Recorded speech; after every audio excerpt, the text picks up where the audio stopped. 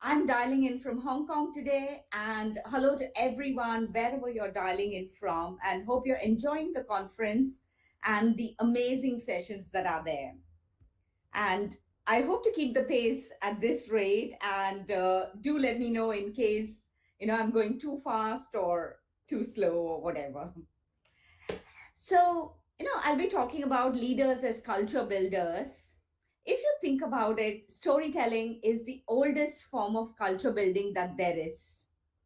As a kid growing up in the south of India in a place called Madras, my tiny glimpse of Russian culture was through the translated books in the book fair. So, hearing about Baba Yaga and the other characters gave me that glimpse. And it's through stories that all important cultural information has gotten transmitted, moved from generation to generation.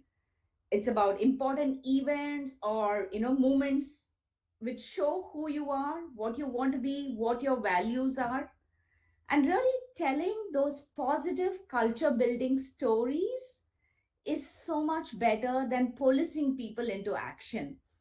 And I remember when I was the commercial manager in the 90s at Lipton, which is a tea company, we were having sales functions and commercial functions, and they were pretty siloed. The sales guys were very unhappy with commercial because commercial was not processing their claims fast enough. And anybody who's been in the sales commercial tussle will put their hands up on this. So I remember one day, one of the sales managers, Paul, he walked into my room and he banged this bunch of claim forms on my table and said, "These claims have not been processed for a month. My sales staff are waiting for the payment." And I was quite taken aback. I quickly went and chatted with my team, and there was my accounts team, just sitting with all those papers. And I said, "What's wrong? Why haven't you processed them?" And they told me that, "Oh, this bill is missing. This is not signed. The date is not okay." And, so many things which were potentially wrong. And they hadn't bothered to have that conversation and sort it out. They had instead just moved that pile aside and moved on. And that got us really thinking. So, one of the sales managers, a very senior guy, Lakshman, he organized these training programs, which was more like a discussion where both the commercial and the sales functions could come together and resolve this. And then things work like clockwork, and sharing this example with other units helped us set up this process across the organization. So, in our work with organizations on change management and leadership, I quickly came to realize that, leadership is just a mindset and it's not a position. And by being the change that you want to see, you can really drive change. And we've been collecting stories around culture over the last many years. And I want to share those observations. And I trust this will trigger ideas that all of you can take back into your work. So let me talk about, three parts to this ownership part. And then I'm going to talk about the leadership part. So let's just jump right in. How do you really take ownership? How do you make it personal? So, bringing your whole personal self, and how do you keep it relevant to you and to everybody else? So, this is Mike Rowe. He used to host this series called Dirty Jobs in Discovery Channel in the US. And what he basically did was he would go and work in oil rigs, he would go and work in coal mines, he would clean barnacles of ships, and so on and so forth. So this was in 2015. He was in Hampton Inn in North Carolina, and he was supposed to be jumping out of a plane. He was supposed to be trying out some parachuting equipment, and he was not looking forward to it. And as he was walking in the corridor, he saw this ladder, and he could just see the legs of a man standing there, and the rest of the man was hidden somewhere in the ceiling. So he walks up and he says, "Hey man, what are you doing?" And that guy looks around. He's thrilled to recognize Micro. And he says, Mike, here's the problem. My pipe has a crack in it, and now my hot water is leaning into my laundry room. I've got to turn off my pipe, replace my old pipe, and get a new one installed before my customers notice that there's a problem. So Mike asks him, "Do you need a hand, Corey?" And Corey says, "Oh, no, no, this is not dirty enough for you." And they laughed. And Corey asked, "Can I take a quick photo with you?" And Mike obliges. And then Mike says, "Can I take a photo with you?" And Corey is taken aback. "Why would you want a photo with me?" And basically, Mike tells Corey, "I really like the way you talk about your work. It is not the hot water, it is my hot water. It is not the laundry room, it's my laundry room. It's not a new pipe, it's my new pipe." So, most people don't talk like that, and most people don't own it. So Corey said, "This is not a job, it's my job, and I'm so glad I have it." And somehow that day, Mike says that when he was jumping off the plane, all his worries went away and he was thinking, "I'm not pulling a ripcord, I'm pulling my ripcord and it's my parachute." So I really want to ask all of you, how many of us feel like this about our job? And you can please feel free to type it on the chat as we go along, and I'll look at it later. How can we really help our employees make it personal for them? So I want to move on to point two, which is about being the change. How do we really be the change that we want to see? And this is an amazingly fabulous incident that happened in Brescia in Italy in March 2020. So there was this hospital which was treating 250 coronavirus patients in an ICU, and they were running out of beds. The ICU was not equipped to handle it, and they were running out of vital respirator valves. These valves are a crucial part of a machine which keeps the patients alive. And because there was a sudden spike around the globe, they were all in short supply. And after hearing this serious issue, an Italian journalist who's featured here, Nincia Valini, she contacted the hospital and she connected the hospital with a 3D printing company called Isinova. So the CEO, Christian Fracassi, and the mechanical engineer, Alessandro Romioli, they went across to the hospital to understand, what are these respirators and valves? And they had never manufactured medical equipment before. But they said, "We don't care. Our city, our country, and the world needs a solution, and we believe our team can do it." So back in the facility, Isinova's team really mocked up a prototype very fast in under 3 hours. They took it back to the hospital, tested it, checked it, did some reiterations, and within the first 24 hours, they churned up 100 valves. And the material cost of each of the valve was less than €1.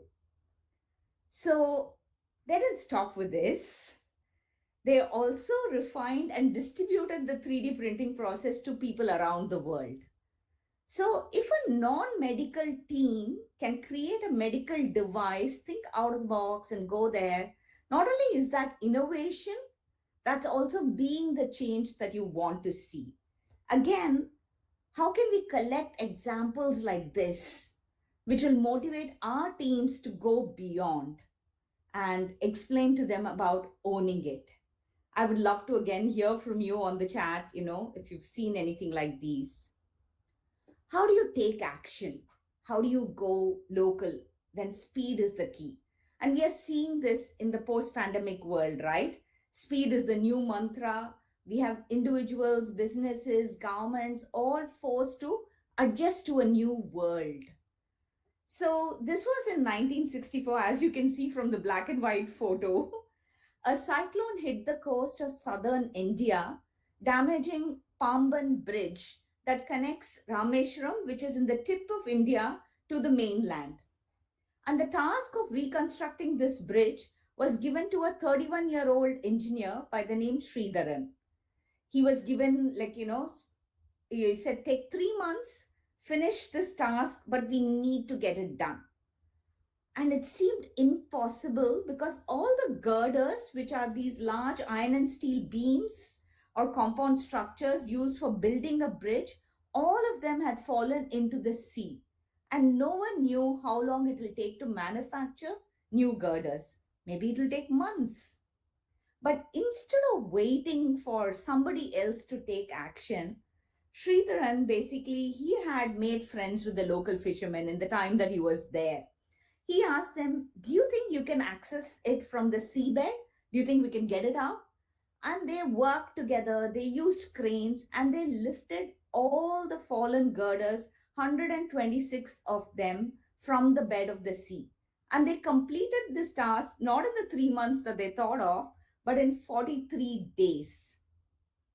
In fact, he got a big cash award, what was considered big at the time in 64, which was like 1,000 rupees, which is about 69,000 rubles in today's money. And the big lesson for all of us from this is, how do you have the ability to spot and surface what is already available with us? How do we build on these connections instead of, as we tend to do, wait for the head office to take action? How many of us do this? Again, is this something that we see happening more often? Is it something, we wait for head office to take action instead of doing it ourselves? And these are, examples of three ordinary people who are not in any leadership roles, who are just using their mindset to make a change. And when we share examples like these, it is stories, examples, which are a pull strategy. How do you take ownership of those small changes when you can make it personal, when you can be the change and take action? What does it show of you as a person? So, stories about people who work with us, inspire us, and challenge us to be better, creating a positive feedback loop.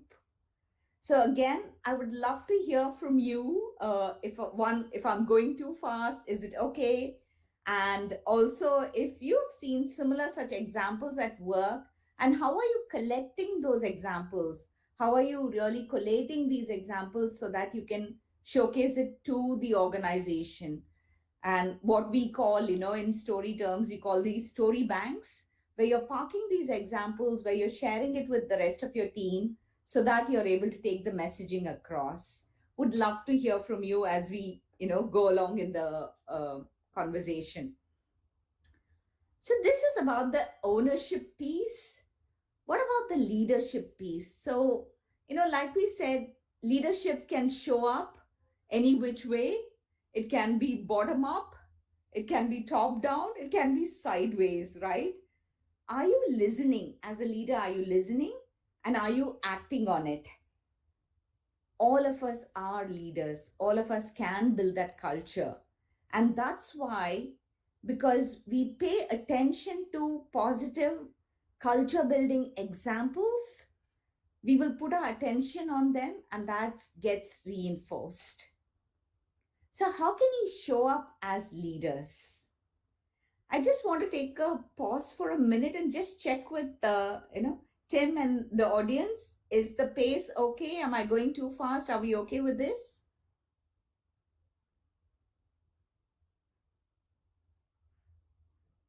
Maybe just do a plus on the chat if it's okay. Yeah, or the fire symbol. I love that fire symbol on this platform.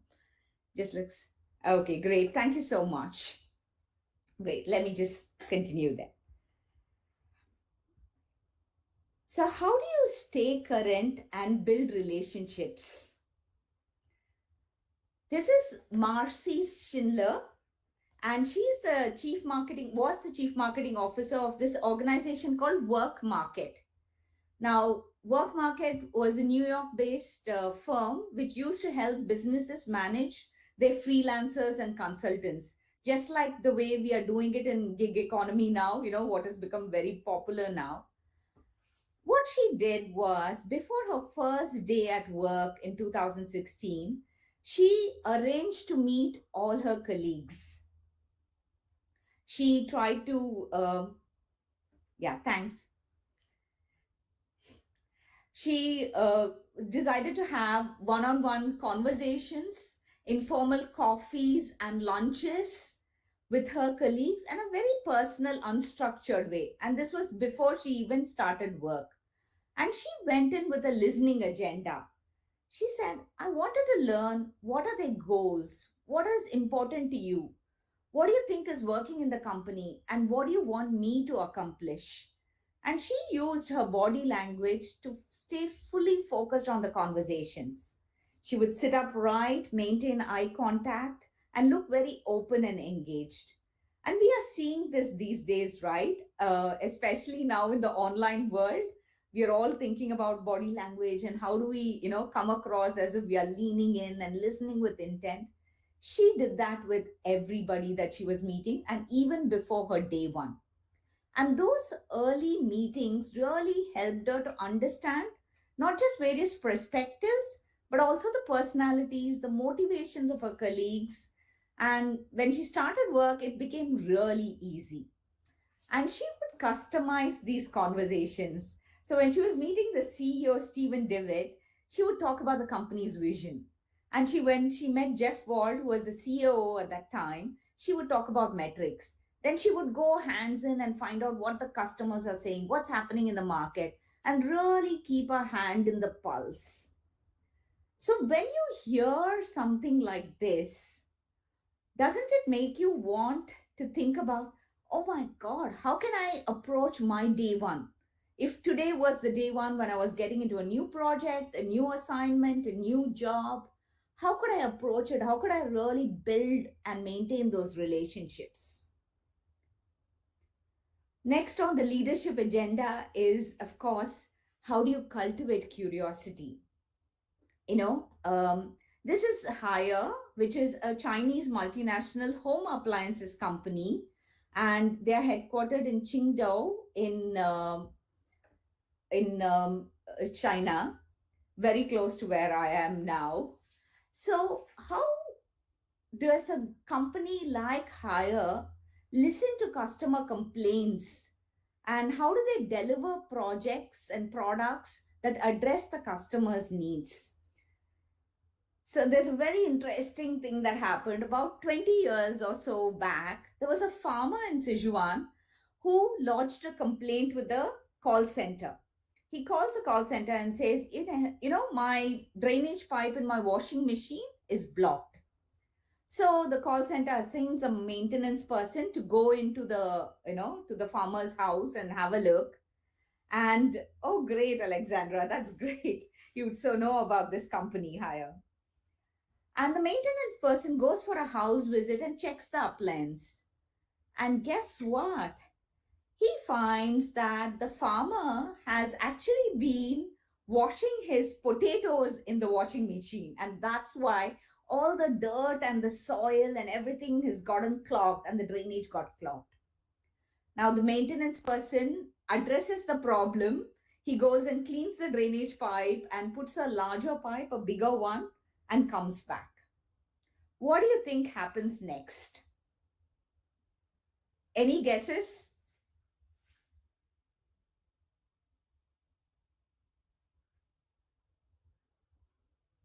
And do keep the guesses coming. I'm going to. So Rumin Zhang, they got him a new one. Good guess, but a very close guess. But there's a minor twist there in it, Tim. A new product, Joanna, right? The farmer calls again with the same problem. It's broken. So Rumin Zhang, who's the CEO of Hire, he hears this news, and he's also initially shocked. Who washes potatoes in the washing machine, right? But he says, oh, maybe there's a need. Maybe the farmer did it because that's what was his real issue. So he realized that it could be a big business opportunity. And he invested in the development of a washing machine, which is featured there. It's a new model. It was called XP B40DS, which cleans not only clothes, but also potatoes, sweet potatoes, and anything else. So, by listening to the client, absolutely, a new device was produced. And what can you make out from this? Here's a company which listens to customers' complaints. Here's a leader who looks at delivering products that addresses their needs. So, can you think different? Absolutely. Can you think about, if you want to say, tell your customers and tell your teams, you know, we cultivate curiosity, we are a curious team. Instead of talking about that in a very abstract term, what if you actually share an example where somebody took on a complaint and turned it into an opportunity? So, that is how we cultivate curiosity within our teams. How do you build on trust? And I'm highlighting three features from the leadership which are really, I think, relevant. They say this, if people like you, they will listen to you. But if they trust you, they will do business with you. So this is PC Mustafa, who's the CEO and co-founder of this company called ID Foods, Fresh Foods, which makes what is called idli and dosa batter. It's like fermented pancake batter, which is then steamed and served as a breakfast item in the south of India. He talks about an incident in 2016 where they ran a campaign called ID Trust Shops. Now, the principle of the trust shop was very simple. In the south of India, people didn't buy fresh foods in a packet normally. They would make it at home, they wouldn't buy it from the market. So he wanted the customers to really trust them as a company which could provide a healthy product in a packed form. So he put these trust shops, which are just refrigerators with their products, into housing complexes. And he would leave a box next to it so anybody could go in, open the chiller, pick up a product, and drop the value of that product into the cash box. There were no CCTV cameras, no security guards monitoring it. When the idea was mentioned, everybody mocked him. They said, "You what? You will leave this outside like this? People will steal. It's not going to work. This is just not going to work." But to everybody's surprise, the initiative was an absolute success. And in a place like India, which is also known for, like every other country, you can't leave things like this, right? But what he said was, if I want my customers to trust me, I need to trust them first. And he told about an incident, one particular trust shop, which is there in Chennai. There was a customer who would come, and they don't know who the customer was because there was no CCTV camera, right? But they would find that the products would be low, and in the cash box, they would find monopoly money, fake money. And this went on for a month, and all his team told Mustafa, just withdraw that refrigerator from there. You can't leave the refrigerator there. But he said, no, I trust my customers, and this is how I want to show it. So what he did was left it there, and a good month later, one day they found a 500 rupee note, real currency, in the box. And that made his day. He said, these are the kind of thoughts that keep me awake at night. The kind of world that we are leaving for our children. What is the point of human intelligence if we can't create a world that has compassion, humanity, love, and trust? And imagine if a person like, a CEO like Mustafa went on to say, we value trust, we trust our customers should trust us. If he just said that, what would be our reaction? And if you can type in the chat, just keep the conversation going.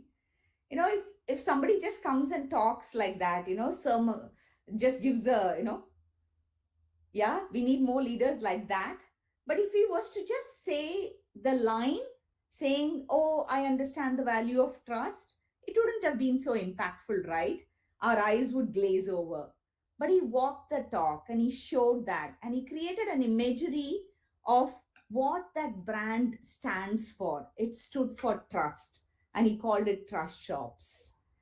So, as we move along, how do we create those safe spaces, low risk safe spaces for conversation?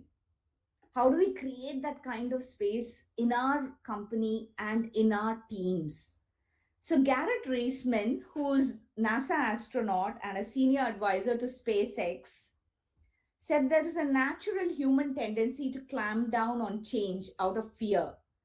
But some of our biggest failures come because we don't make a change. And I remember this incident.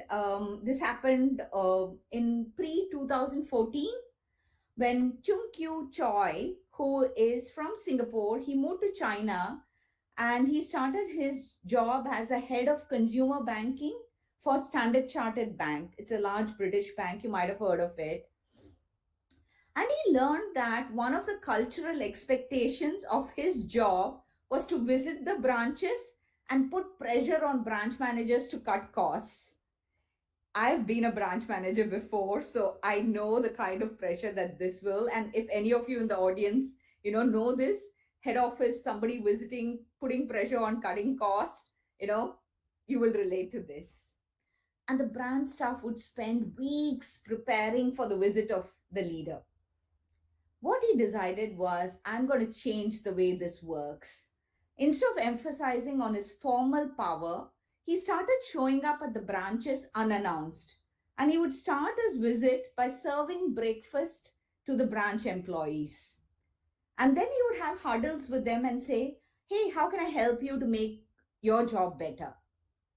Now, the employees were initially very reticent. They didn't trust him. But he kept on doing that consistently. And he said, okay, what can we do differently? What can we do better? And over the course of a year, he visited 80 branches in 25 cities. And by being consistent and willing to listen, even the skeptical employees got convinced. Initially, it started with small problems, how do we train for new bank systems? How do we make upgrades? Help us with this, help us with that. And slowly the innovation ideas started getting bigger. So they came up with this one thing. There was a shopping mall which had a branch, one of the branches of Standard Chartered. And they said, why don't we open this branch the same timing as the mall timings? And why don't we keep it open in the weekends? And this had never been done before. So he said, yeah, sure, let's try it. Let's experiment it. Go on, go ahead and do it. And they found out that this branch actually generated entire weekend income was much more than its all the weekdays put together. And this was not an idea that Junkyu could have even thought of by himself. And this helped the company's performance. Customer satisfaction went up 54% in the 2-year period that he was there as a servant leader, as a humble leader, And the complaints from the customers came down by 29%. And the employee attrition rate that was, highest among the foreign banks in China went down to the lowest among the foreign banks in China. So how do we build connections, cultivate curiosity, walk the talk on values, and create that low risk space for our employees? And when we intentionally build and support that culture, we will intentionally shape it as well. So I remember Ajay Banga, who is the former CEO of MasterCard, he talks about culture and from the leadership angle that it doesn't just come because you wave a magic wand, oh, I'm going to change this, I'm going to do this. It doesn't work like that. It comes through hard work, it comes through sharing, and it comes through cross fertilization of people and ideas. And this is probably what this platform is also doing. We are sharing stories, we are sharing ideas, and we are saying, oh, what of this can I take and apply it back at work? I just really want to, thank all the comments which are coming in. Love what you said, Alexandra, and love the journey that Artem is having as well. Tim, I just want to, quickly share the video first. So, and I will just set it up before you share the video for me. So, stories can really improve understanding and make the ideas more accessible for people. And then, as leaders, and when I say leaders, I mean anybody who leads is a leader, and lead with purpose, lead with your story, who can lead to long term changes. And sometimes some of the touches that you do as a leader are invisible. You don't even realize that you're doing it. So I want you to listen to Daniel Medvedev, who's a Russian tennis player who's currently world number two. He was speaking at the presentation ceremony after he lost to Djokovic in the finals of Australian Open, which just got over recently. Have a listen, and then I'd like to just ask your views about it.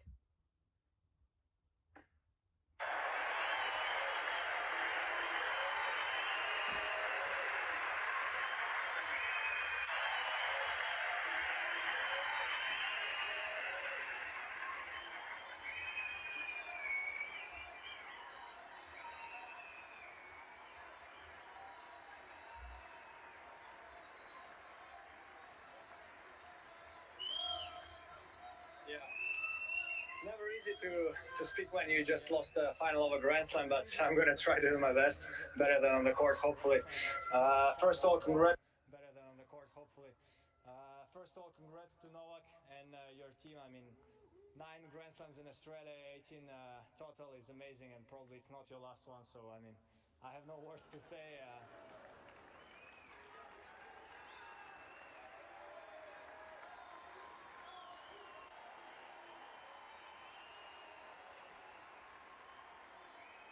Hopefully. First of all, congrats to Novak and your team. I mean, 9 Grand Slams in Australia, 18 total is amazing, and probably it's not your last one. So I mean, I have no words to say.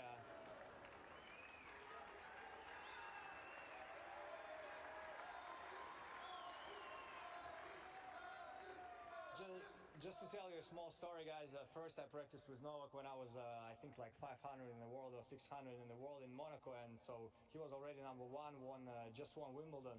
And I thought, okay, he's not gonna speak to me or something because the guy was a god for me. And I came there, and because I was shy, so I didn't speak. So he was asking me questions, talking to me like a friend. I was really surprised, and it never changed since I was 600 in the world or 4 in the world. You're a great sport, great person. So congrats to you.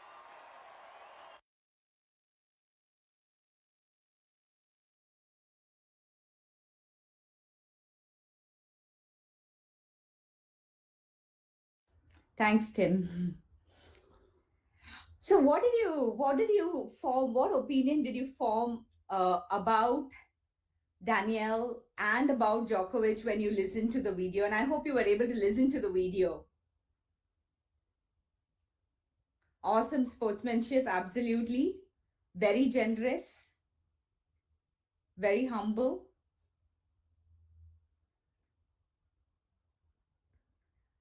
And what are some of the things? I mean, he actually, a lot of generosity about the title and number doesn't matter. Play sports, be human. Love it. Love what you said. Relationships are more important than playing tennis. Absolutely, Paul. Lovely to see you here. And you know, it's also the he mentioned the team, and he talked about basically, how as a leader, when you're somebody, let's say you just joined an organization, you're going in there, you don't know who to speak to, you don't know whether you should reach out to the CEO, CFO, anybody who's a leader. And if the leader takes that step and reaches out to you and talks to you, treats you like, great friends, then that's it, right? It just shared such a beautiful glimpse of what it was to him at that time. So, a good leader really serves as a torchbearer, lighting the way for people and help them to keep moving. And if Daniel remembered it that many years back, just think of what a wonderful rapport that they've built together. And this is how, as leaders, you can touch lives and create an impact which lasts a lifetime. So I do want to, just thank all of you for being here today, helping us in this journey of working together to create that kind of leadership that we want to see. And love all that you're saying, Alexandra. Every single supportive word to people team is done by itself. Motivation comes with that support, so thank you so much for being such a great audience participative on the chat. That's really useful. In a webinar, you're always wondering, you can't see the people, so you want to ensure that you're connecting and you're understanding. So thank you so much for doing that on the chat for me. And over to you, Tim. Are we okay on time?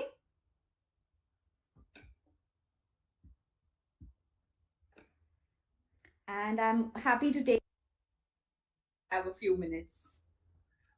Wow, what a lovely way to start the morning. Thank you so much for this highlight reel of amazing leadership stories. They're so real. Thank you. No, thank you so much, Tim, and thank you for the work that you're doing. I love doing it because of such people as you. So let me just hide the slides real quick because the contacts of yours are in the chat. For anyone who wants to contact Soundari, please refer to the context in the chat. We have like 4 minutes for some questions, so if you have any, please write them too. I have a small question for you firsthand. These small stories, like the more you tell, the more I recognize that spotting these stories is really important. Maybe you can share a trick or a tip on how to start spotting these smallest moments. Absolutely. You're so right, right? The fact that these stories are there in a story bank with us helps us bring it out. And all of us have a certain way of collecting stories. One, I think once we know we are looking for stories, it's like magic. Stories come looking for you. But I don't want to leave it like that and say it. So, but stories are there everywhere. I remember a few months back, I was reading Economist, the magazine, and there was something that was written there about a strategy, investment strategy, and they compared it to Bjorn Borg, who's also a tennis player. I seem to be getting a lot of tennis stories. Bjorn Borg's defensive strategy from the baseline. That's how they, called their strategy. And I read that and said, what a lovely metaphor. I could totally relate to it and connect it. Instead of saying that we have a defensive strategy, they use that as a connection. So anybody who was in that space, who they just got it. So how can we really keep our language very simple in a way that we connect to audience? We don't need to use the big words and complicated words. And reading a lot, reading story laden books, reading articles, magazines, like this one that I talked about, the Pamban Bridge, the girders which had fallen in the sea. I saw it in a newspaper article. It came up. So I think it's really, collecting them, seeing them. Beautiful blogs are there. I think we are hearing from a lot of people over the course of the 5 days, listening and making notes. But it's also practice. I don't want to say that I'm definitely, I don't know. I mean, we all grew up listening to stories in our cultures, but for business storytelling, I think it requires some deliberate practice of trying to keep those stories short. So you're keeping the attention of your audience in your team. You can't do, 5 minute stories like you would do at a bar or when you're sitting across a dining table. You need to really keep it short. Got it. Awesome. Sandra, Thank I you would so love to follow up with more questions. Paul has a great question in the chat, but I have this uh, offer for you. Why don't you stay for a little bit to answer Paul, and I'm just going to wrap it up with the final question so we can move to the much. next speaker who's Thank you. already here. So my final question for you would be to finish the phrase. You probably heard it over the course of the last days. So imagine that Her Majesty the story came to life to teach leaders one thing and one thing only. That one thing lesson would be. And I think I'll use this to answer Paul as well. I think how you show up as leaders will trigger stories, and those will touch lives, which will create an impact which will last for a lifetime. So I think humility in storytelling, as much as we like to say personal stories, mix up the personal stories with stories of others, your team members. That'll bring out the humility. So, how you show up as leaders will trigger stories, is what I want to say. Wow. So And thank you story, once again. thank you. Story triggering is a great insight for the morning. Lovely, lovely to see you here. Thank you so much. That was full of Thank you insights. so much. And I'm looking forward to the rest of the days.